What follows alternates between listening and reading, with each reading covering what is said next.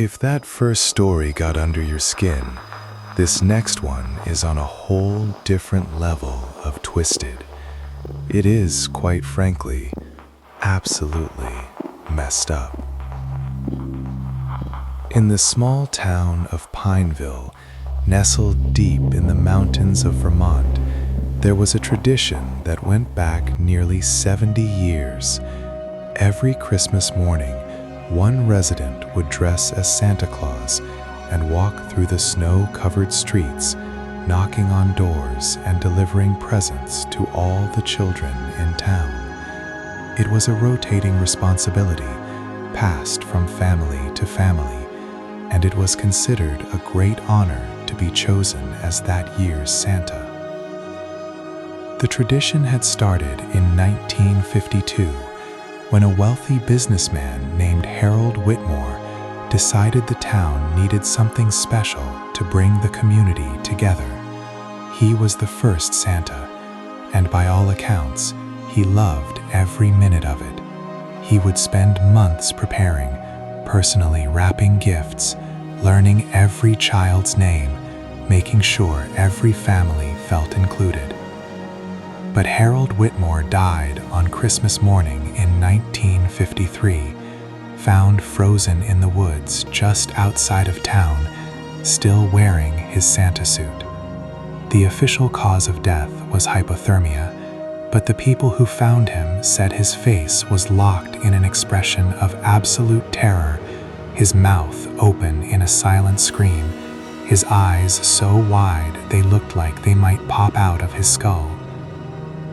Despite this tragedy, the town decided to continue the tradition in Harold's memory, and for decades it worked beautifully, until 2017. That year, it was Mark Thompson's turn to be Santa. Mark was 35 years old, a high school history teacher, married to his college sweetheart Linda, father to 2 young boys. Everyone in Pineville loved Mark. He was the kind of guy who coached Little League in the summer, organized the town Halloween festival, never had a bad word to say about anyone. He was genuinely excited about being Santa, had been talking about it for months. He even grew out his beard specifically for the role, though it came in more brown than white, so he planned to use some temporary hair dye. On December 24th, Mark went to the town hall to collect the Santa suit, a red velvet outfit that had been used for decades, carefully cleaned and stored each year in a special cedar chest. The mayor, an elderly woman named Patricia Brennan, handed it to him with a smile, but Mark noticed her hand trembled slightly as she passed over the garment bag. "You be careful out there," she said, her voice oddly serious. Mark laughed, thinking she was worried about him slipping on ice or something. "Don't worry, Mayor Brennan," he said. "I'll make Harold proud." That evening, Mark tried on the suit at home. Linda took photos. The boys jumped around excitedly. Everything seemed perfect. The plan was simple. Mark would wake up at 5 a.m. on Christmas morning, get dressed, grab the bag of presents that had been collected from various town donations, and start his route by 6. He had a list of 47 houses to visit, which should take about 4 to 5 hours if he kept a steady pace. Linda kissed him goodbye when he left at 5:30 a.m., the sky still dark, snow falling in thick, lazy flakes. He looked perfect, she would tell police later. Happy, excited. There was nothing wrong, nothing that would make me think I would never see my husband alive again. By 9 a.m., several families had called the town hall asking where Santa was. By 10 a.m., people were getting worried. Linda tried calling Mark's cell phone over and over, but it went straight to voicemail. By 11, the police were involved. Chief Richards, a man who had known Mark since he was a boy, organized a search party. They checked Mark's usual route, drove up and down every street in Pineville, called out his name. Nothing. It was like he had vanished into thin air. But here's where it gets strange. Really strange. At around 7 a.m. that morning, a little girl named Lucy Patterson 6 years old, heard a knock on her front door. Her parents were still asleep, so she went downstairs by herself, something she wasn't supposed to do, but did anyway because she thought it might be Santa. And it was. At least it looked like Santa. A man in a red suit with a white beard, holding a present wrapped in shiny paper. Lucy opened the door, and Santa handed her the gift. She said thank you, and Santa just stood there, not saying anything, not smiling, just staring at her with eyes that didn't blink. Lucy said later that his beard looked wet, and his suit was dirty, covered in something dark that might have been mud, and he smelled bad, really bad, like rotten meat mixed with mold, like something dead. Santa turned and walked away without saying a word, disappearing into the falling snow. Lucy brought the present inside and woke up her parents. They were confused. They hadn't heard any knock. They looked outside, saw footprints in the snow leading up to their door, then away toward the street, but no car, no sleigh, nothing to indicate how this person had arrived or where they had gone. The Pattersons called the police around noon when they heard Mark was missing, thinking maybe he had come by earlier than expected. But when Chief Richards came to their house and examined the present Lucy had received, his face went pale. The wrapping paper matched exactly the paper Mark had been using. The present inside, a stuffed teddy bear, was on the list of donated gifts Mark was supposed to be distributing. But Mark had left his house at 5:30 a.m. The Pattersons lived on the far side of town. There was no way Mark could have reached their house, given Lucy the present, and then vanished, all before 6 a.m., when other families on closer streets hadn't seen him yet. Unless something was very, very wrong. And Lucy wasn't the only one. Over the course of the day, 6 other families reported similar visits. A knock on the door in the early morning hours, a figure in a Santa suit, a present delivered. But here's the thing that made everyone's skin crawl. Each of these families reported the same details: the dirty suit, the wet beard, the smell, the silence, the eyes that didn't blink. And most disturbing of all, several of them mentioned that Santa's face looked wrong. Not like a mask, but like skin that didn't quite fit properly, like it was stretched too tight over the bones underneath, pulling at the corners, making the smile look more like a grimace. One father, a man named Robert Chen, said he got a good look at Santa's hands when the gift was passed to his daughter.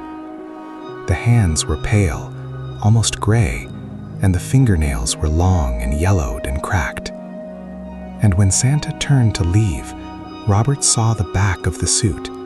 It was torn, a long, ragged tear down the back, and through the tear, Robert could see what looked like skin, but it was mottled, discolored, purple and black like a week-old bruise.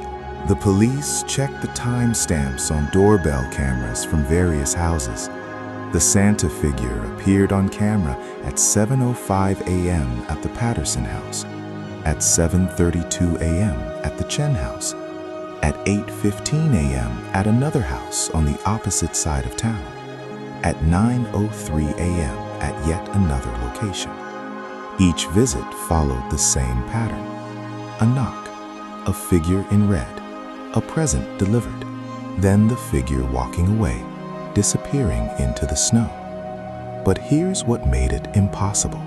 Several of these visits happened simultaneously. At 8:15 a.m., Santa appeared at the Morrison house on Elm Street. At 8:16 a.m., just 1 minute later, Santa appeared at the Rodriguez house on Maple Street. These two streets were 2 miles apart. There was no way someone could travel that distance in 1 minute, especially not through heavy snow. The police started to theorize that there must be multiple people involved, copycats, someone playing a sick prank. But that theory fell apart when they examined the presents more carefully. Every single gift given out that morning came from Mark's official list. Gifts that had been locked in the town hall until Mark picked him up the night before. gifts that no one else had access to. Mark's body was found on December 27th, 2 days after Christmas. A group of teenagers hiking in the woods about half a mile outside of Pineville stumbled across him. He was lying in a small clearing surrounded by pine trees, partially covered in snow. He was still wearing the Santa suit, but something was wrong with it. The suit was inside out, the white fur trim on the inside, the red velvet on the outside, but backward, the seams showing. His boots were on the wrong feet. His belt was fastened behind him instead of in front. It was like someone had dressed him in a hurry, in the dark, without knowing how clothes were supposed to work. Or like something that wasn't human had tried to put on human clothing and hadn't quite figured out how it worked. The medical examiner, Dr. Sarah Winters, performed the autopsy. She determined that Mark had died sometime between 5:45 and 6:15 a.m. on Christmas morning. The cause of death was a massive heart attack. There were no signs of trauma, no wounds, no indication of foul play, just a catastrophic cardiac event that killed him almost instantly. But there were some details that bothered Dr. Winters. Details she included in her official report, but didn't like to talk about publicly. Mark's body temperature was far lower than it should have been, even accounting for lying in the snow for 2 days. His blood had an unusual chemical composition, with elevated levels of adrenaline and cortisol, indicating he had been absolutely terrified when he died. And there were marks on his body, faint impressions in his skin, like something had grabbed him very tightly. The pattern of the marks didn't match human hands. The fingers were too long, the grip too wide. When Dr. Winters tried to recreate the marks using volunteers, she couldn't. Whatever made those impressions had hands that were fundamentally different from human anatomy. The police investigation concluded that Mark had suffered a heart attack while on his route, possibly from the exertion of walking through deep snow in heavy clothing.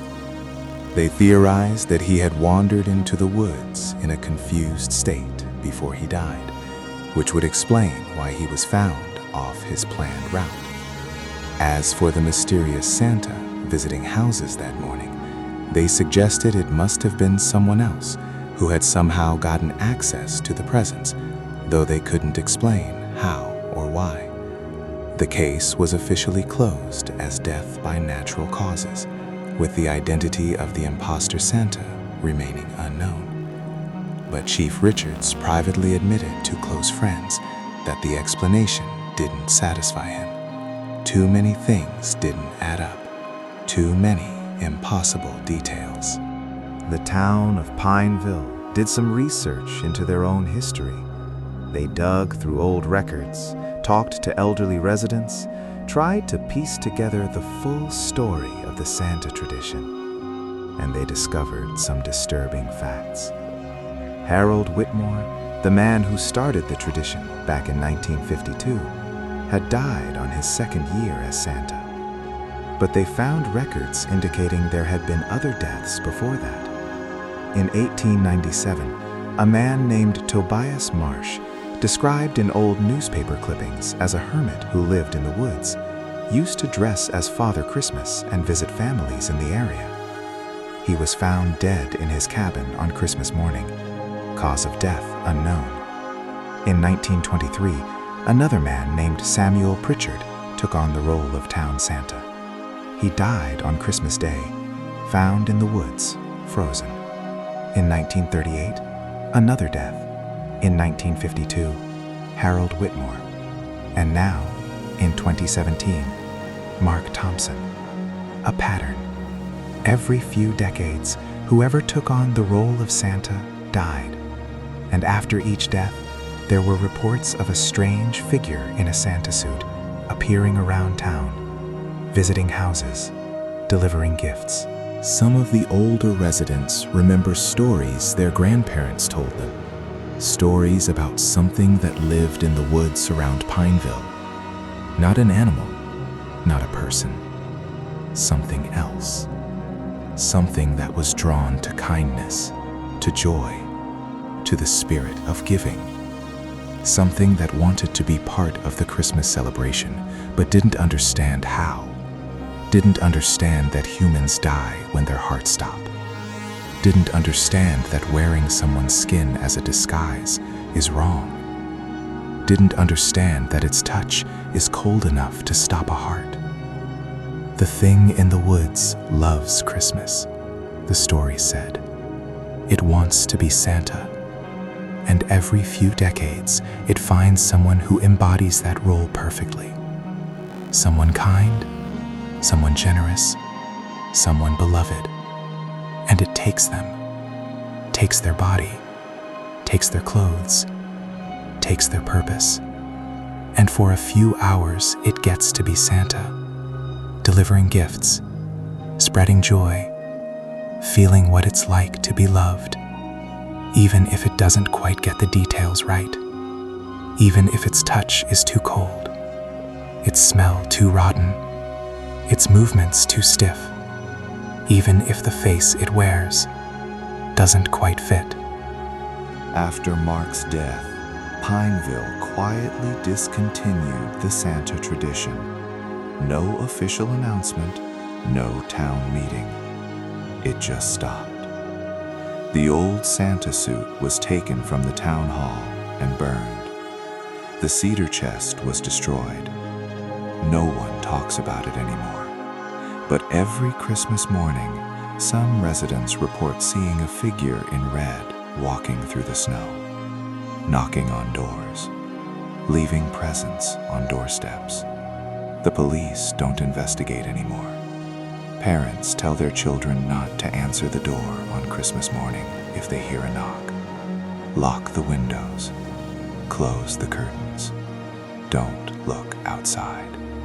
Because if you see Santa standing in your yard, if you see his gray hands and his too wide smile and his eyes that don't blink, if you smell that smell of rot and decay, you need to pretend you didn't see anything. You need to stay inside until he moves on, because Santa is very dedicated to his route, and he doesn't like to be interrupted. Linda Thompson moved away from Pineville 6 months after Mark died. She couldn't stand living in that town anymore. Couldn't stand the whispers, the pitying looks, the knowledge that her husband had died for a tradition that should never have existed in the first place. She took her boys and moved to California, as far from those snowy Vermont woods as she could get. But every Christmas morning, she wakes up at dawn and checks all the doors and windows, making sure they're locked. Because last year, on Christmas morning, there was a knock at her new house. 3 slow, deliberate knocks. And when she looked through the peephole, she saw a figure in red standing on her porch. She didn't open the door. She didn't make a sound. She just waited, her heart pounding, until she heard footsteps walking away. And on her doorstep, she found a present, wrapped in shiny paper, with a tag that read, "To Linda, from Mark." She never opened it. It's still sitting in her garage, untouched. She's too afraid to find out what's inside.